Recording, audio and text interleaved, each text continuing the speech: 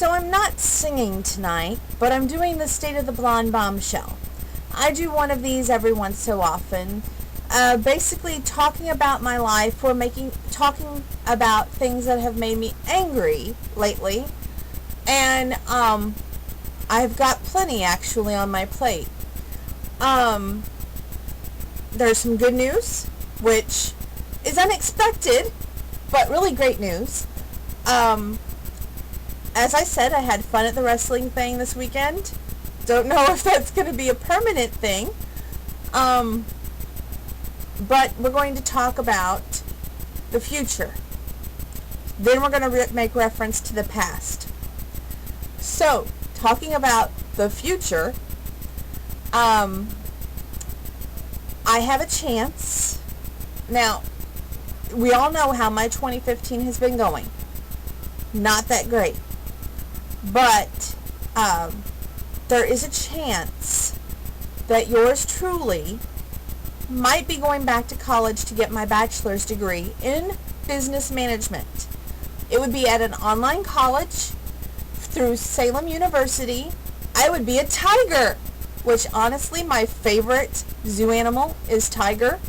So as I told the counselor that today, and he goes, let's take that as an encouraging sign. So we're going to take that as an encouraging sign. We're waiting on to see about financial assistance and if I would be able to be awarded a scholarship, which would be totally great. But I'm not going to get my hopes up because my 2015 has not been that grand. Now, we're going to make reference to the past. I'm not singing tonight, by the way. Reason being, my voice is a little bit raspy. I've been upset a little bit. Done a lot of cleaning in the house today. So I think maybe between the chemicals and the allergies with the pollen count, that's probably why.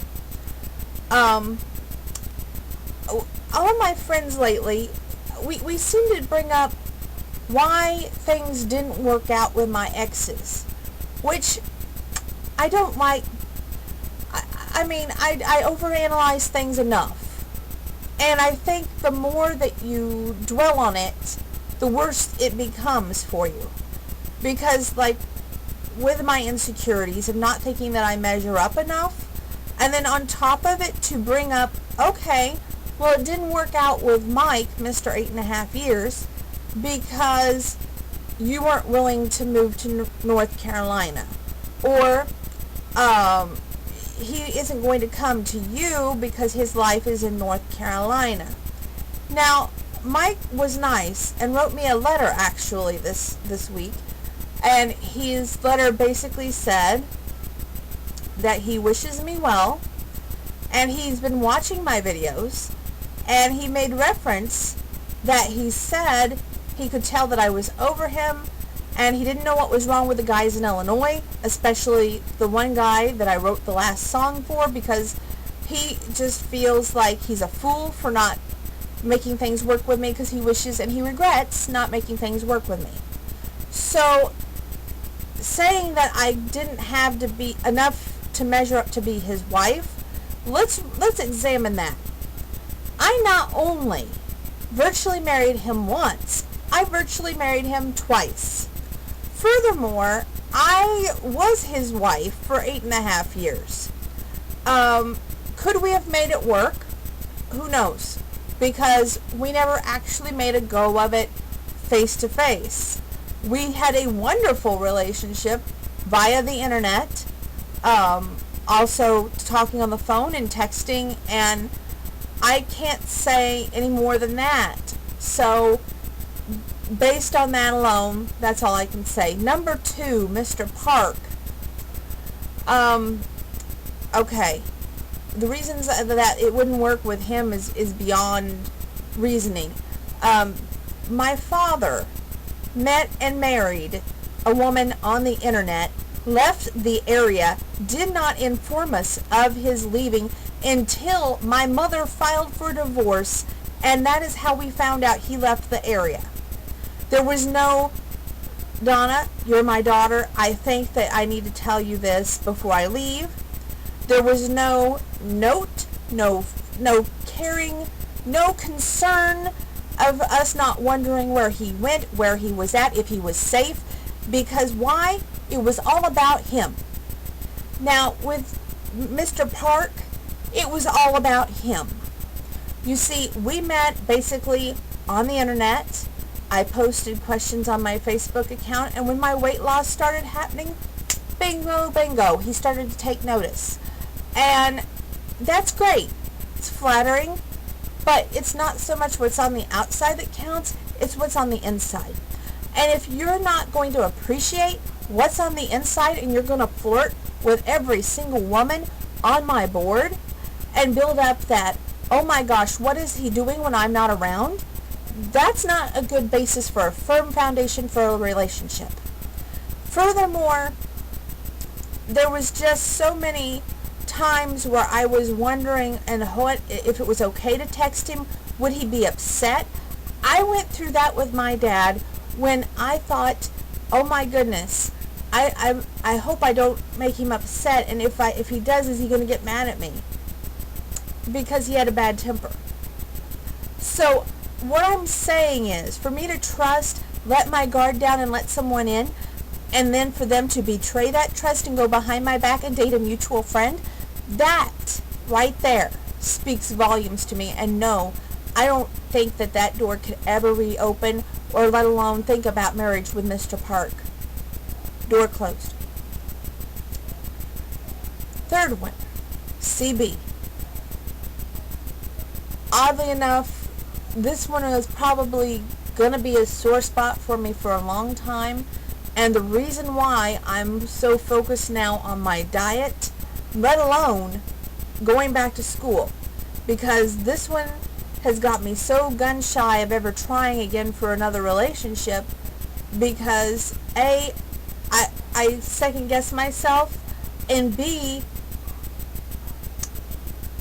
deep down I still want it to work, and C, there were so many reasonings that I don't believe we had a fair shot. And when people say this to me, it gets me so irate. Donna, you would never be a great farmer's wife. You couldn't measure up to that lifestyle.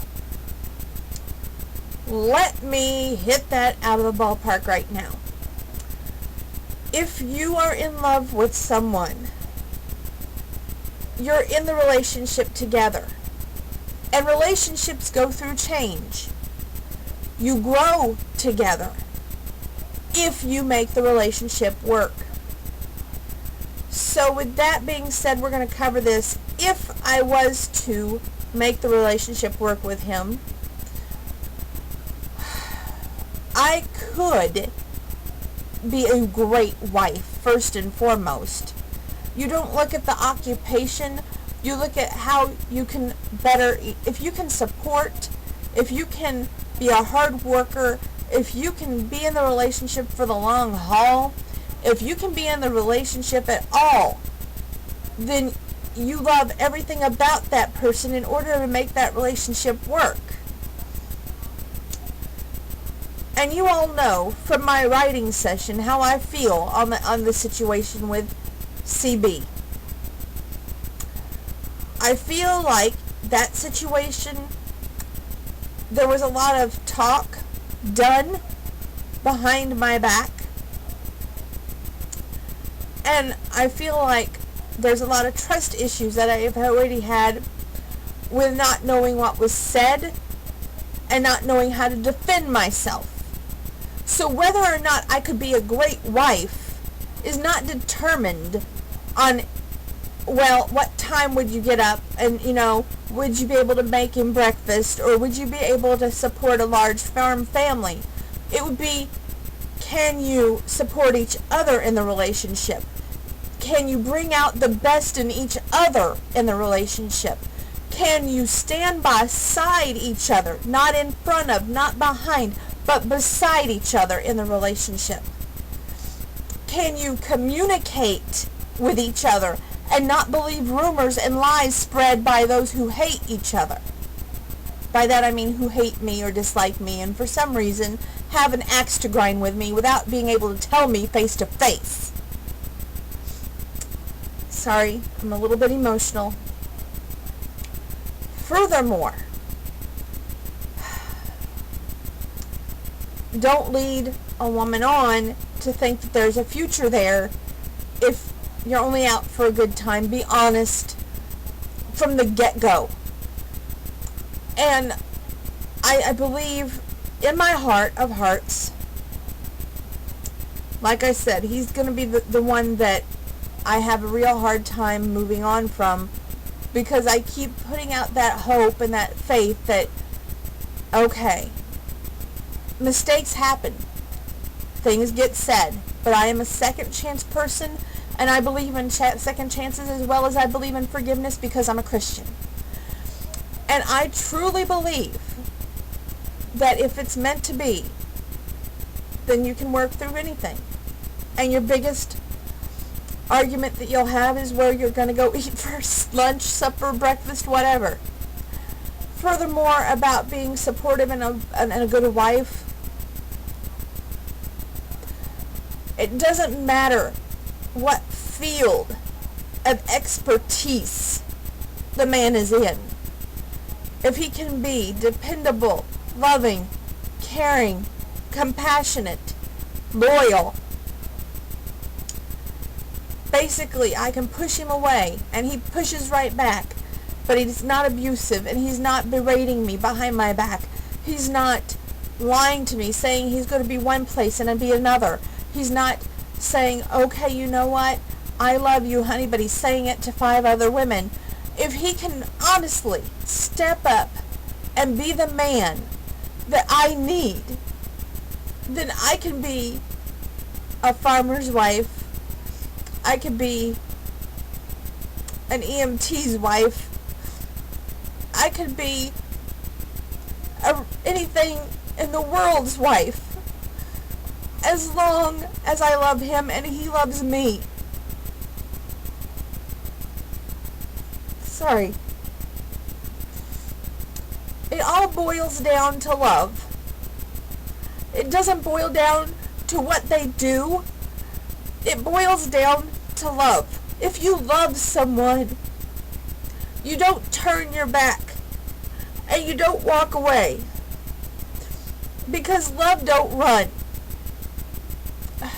There we go again. Love don't run. Love don't hide. Love doesn't turn away or back down from a fight. If you can say, honey, I'm right here and I ain't going anywhere, then you have what it takes to make it last. It's funny. I used that song once to beg Mike to stay in the relationship. But basically now, all that song proves to me is what it takes to be in a relationship. For right now, I have given up on love. And all these dating sites, it gets to be a joke. Because all of these men, they're not looking for a relationship. They're looking for a good time. Let's be honest. They don't want a wife for life. They want a wife for a night. So until that changes, I'm going to have to put my guard back up, build that wall back up around my heart, and say, for right now, as much as I want to be a mother, but most importantly a wife first, it's just not going to happen right now. And you don't know how bad that hurts. Because that means every plan that I've had for the future, I can shelf it. I don't know if it's because I'm not that pretty, or if I'm too stupid, because I believe in old-fashioned love, or if it's because I just am not a modern woman. But I have values. I have standards. And I won't apologize for that. With that being said, good night.